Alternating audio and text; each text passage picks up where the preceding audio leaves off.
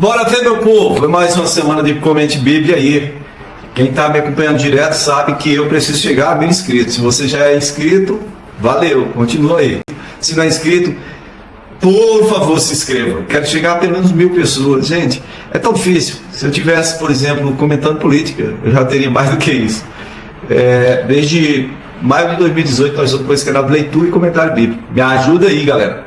Bom, no último vídeo aí, você pode ver que terminamos narrando sobre a morte do Amã, que queria matar o Mardoqueu na forca que ele programou, e ele acabou morrendo, sendo morto, enforcado na forca que ele fez para o Mordecai, o Mardoqueu, que era, no caso, o pai da Esther, a rainha Esther. É interessante, se você pegar aí agora o texto de Esther, capítulo 8, do versículo 1 ao 14, que é o primeiro que nós vamos ler, vai falar da libertação dos judeus e da carta que assegurava a proteção aos judeus, tá bom? Quem tem Bíblia em ordem cronológica é só procurar a página 985. Esther 8 vai seguindo aí, dizendo que naquele mesmo dia em que o Amã foi enforcado, ele deu à rainha Esther todos os bens do Amã. E então o Mardoqueu, ele foi trazido à presença do rei, porque Esther disse, revelou, disse: olha, ele é meu pai. Aqui diz parente, na verdade é porque ele era tio, mas foi ele que criou a Esther, então ele era o pai da Esther, rainha Esther. E aí o rei deu o anel que era do Amã para o Mordecai, o Mardoqueu, em outra tradução, e que legal, ficou tudo de boa, mas ainda faltava um ponto, faltava uma coisa ainda. O Amã fez errado, foi morto, ok. Perdeu os bens para Esther, ok.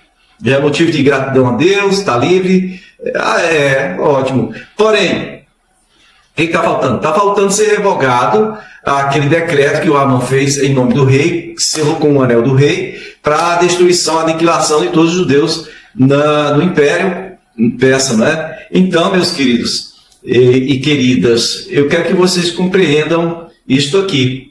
No versículo 3 diz que a Esther tornou a implorar aos pés do rei. Ela fez uma entrada, da mesma forma que ela fez da primeira vez, só que dessa vez não narra, não disse ela procurou fazer jejuns, não. Ela foi implorar pela vida do povo dela, da família dela. Ela disse: como é que eu vou poder viver com isso, né? Como eu vou suportar uma desgraça dela? Como eu suportaria a destruição da minha própria família? E aí o rei, ele responde à rainha Esther, dizendo o seguinte: olha, eu já mandei enfocar o Amã e já dei os bens dele para você, porque ele atentou contra os judeus. Aí no versículo 8, ele vai dizer que, assim, agora, outro decreto, escreva outro decreto em nome do rei, a favor dos judeus, para que esse decreto seja selado com o anel do rei, né? E para que os judeus possam se defender. Não tem como você cancelar ou revogar um decreto do rei da Pérsia, não. Tem como fazer outro, dizendo que todos os judeus se organizem, se armem e protejam suas vidas, suas famílias, né? E assim foi. E que maravilha que aconteceu. O interessante é que o rei fala assim: olha, primeiro, eu já resolvi a questão do Naamã aqui. Naamã já morreu, né? Foi enforcado, já dei os bens dele para você. Agora presta atenção, o que eu estou fazendo por vocês? Estou fazendo isso aqui, tá bom? Tipo como quem diz assim: por favor, não me importuna mais com isso, não. Né? Tipo isso. Mas deu certo. Se você olhar aí em Esther capítulo 8, no versículo 9, e diz assim: isso aconteceu no 23º dia do terceiro mês, o mês de Sivan. Então eles escreveram lá, né, esse decreto. Falando de decreto, gente, tem algumas pessoas aqui no nosso país que pensam que são imperadores, né? Não é nem rei, não, é imperador. Parece que eles acham que decreto tem poder e força de lei. Não é assim não, gente.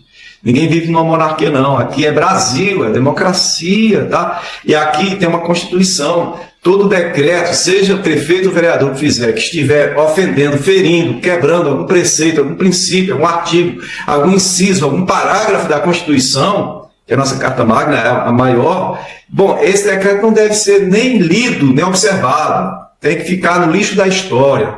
Tem que ser ejetado e esquecido, ok? Antes que você ache que eu estou pregando desobediência civil, se isso é desobediência civil, então, ok.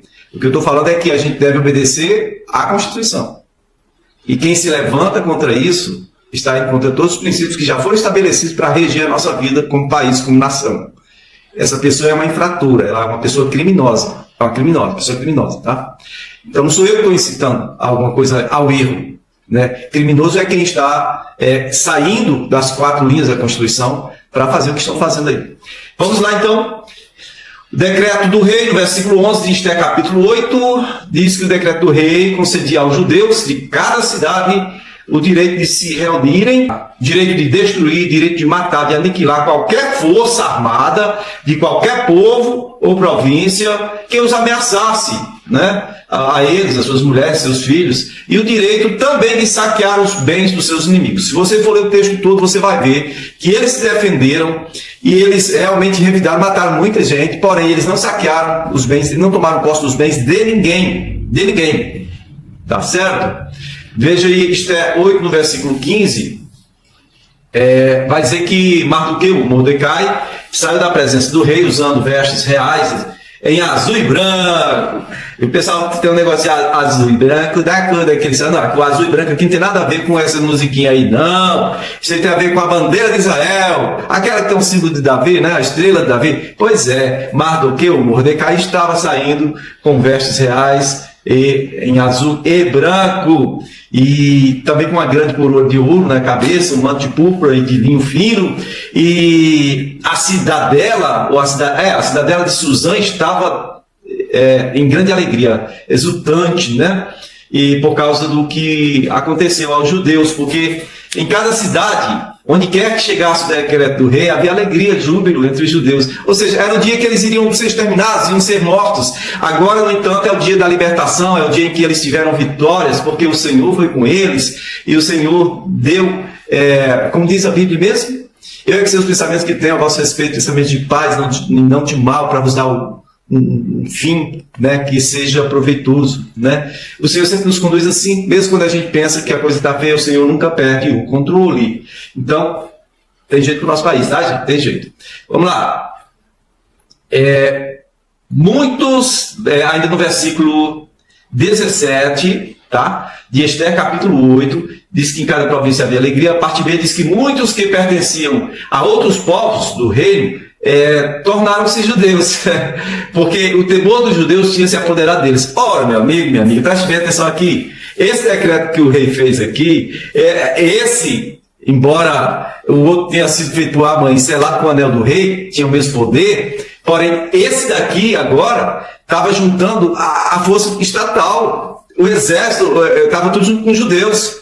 Entendeu? Não era só assim, os judeus, se juntem e se defenda. Ora, o próprio povo lá, a força armada, estava defendendo eles. Quem é que ia se meter com eles? Né? Ainda teve gente doida que fez isso, mas deu ruim para eles. Diz aí, isto é capítulo 9, logo no versículo 1, que no 13º dia do 12º mês, ou seja, no último mês do ano, a gente sabe que em Israel o calendário é lunisolar, às vezes tem 13 meses, mas é só você saber que é no 13º dia do último mês do ano, o mês de Adar, entraria em vigor esse decreto do rei. Naquele dia, os inimigos dos judeus esperavam vencê-los, mas aconteceu o contrário. Os judeus dominaram aqueles que queriam destruí-los, né? E então, em todas as cidades foi assim, certo? Ninguém conseguia resistir aos judeus, porque todos os povos estavam com medo deles. Aquela coisa de ter um temor, o Senhor coloca um temor, um medo, né? Foi isso que o Senhor fez, para dar uma forcinha, tá bom? No versículo 6 diz que na cidadela de Suzã, os judeus mataram e destruíram 500 homens. Também mataram os 10 filhos do Amã, filhos de Amã, o inimigo dos judeus, mas não se apossaram nos seus bens, entendeu? Eles não se apossaram dos bens de ninguém. Eles tomaram os bens só do Amã. O rei tomou, mas os filhos de Amã não, só morreram. Depois, o total de mortos, diz no versículo 11, né, na cidadela de Suzã, foi relatado ao rei. E aí o rei ainda perguntou, e agora, minha amada, o que você quer? Peça até metade do reinado, eu te dou. Ela disse, não, eu quero só que faça o seguinte, já que a gente já mataram, né, os filhos do Amã, do inimigo, mataram. Pendura os corpos dele, cada um deles, naquela forca para, né, Tipo assim, é legal tirar uma selfiezinha, colocar no Facebook, no WhatsApp, no Instagram, no Telegram, no, sei lá, tá? Uma selfiezinha com os caras, para ficar registrado que os filhos pagaram também pelo erro do pai. Os filhos não tinham nada a ver. Mas nessa época era assim. Se o pai fizesse algo atroz, algo terrível, os filhos iam junto. Você vê quando tentaram matar Daniel, né? Levaram os homens e os seus familiares, seus filhos. Foram despedaçados pelos leões. E aqui era assim, sem misericórdia, tá bom? Em Esther capítulo 9, versículo 15, diz que os judeus de Suzã ajuntaram-se no 14º dia do mês de Adar e mataram 300 homens em Suzã, mas não se apossaram dos seus bens. No versículo 16, vai dizer que os judeus que viviam nas províncias do império também se juntaram para se protegerem e se livrarem dos seus inimigos. Eles mataram 75 mil nas outras províncias. Eram 127 províncias, né? Mais de 120 províncias, eles mataram 75 mil inimigos, mas não se apossaram de seus bens. Essa expressão está repetitiva, né? É sempre assim, eles mataram, mas não se apossaram dos seus bens. Lá no versículo 20 de Esther capítulo 9, vai dizer que Mardoqueu, o Mordecai, registrou esses acontecimentos, né, e enviou cartas aos judeus, todas as províncias do rei Xerxes, né, determinando que anualmente se comemorassem o 14º e o 15º dias do mês de Adar, por causa desse grande livramento.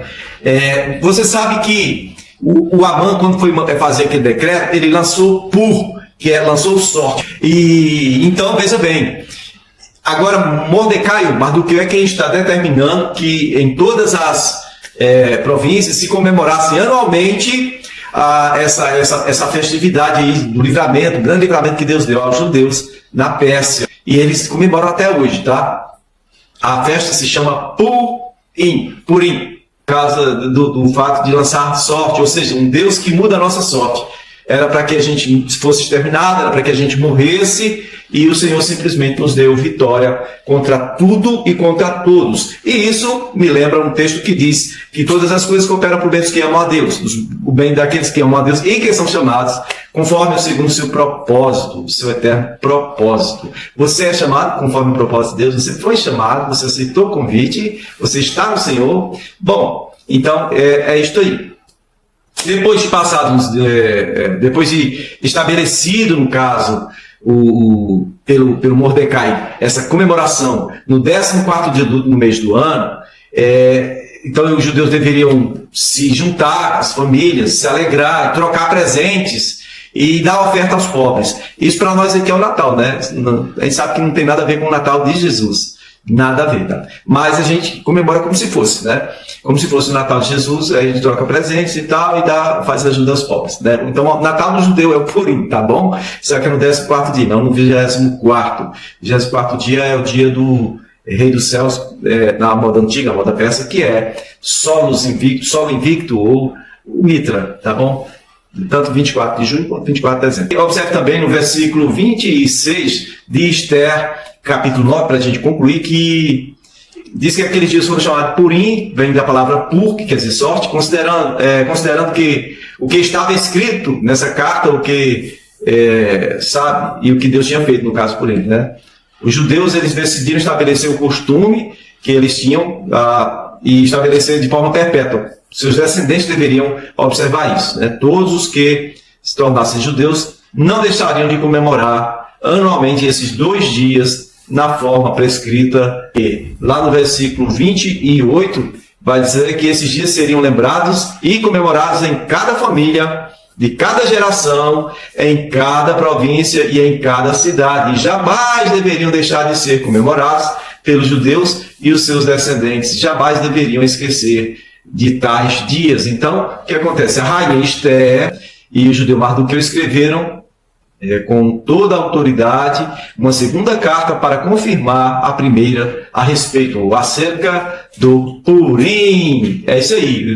O versículo 32 conclui dizendo que o decreto da rainha Esther confirmou as regras do Purim e por isso foi escrito nos registros. É isso, meu povo. Me aguarda aí. Até o próximo vídeo.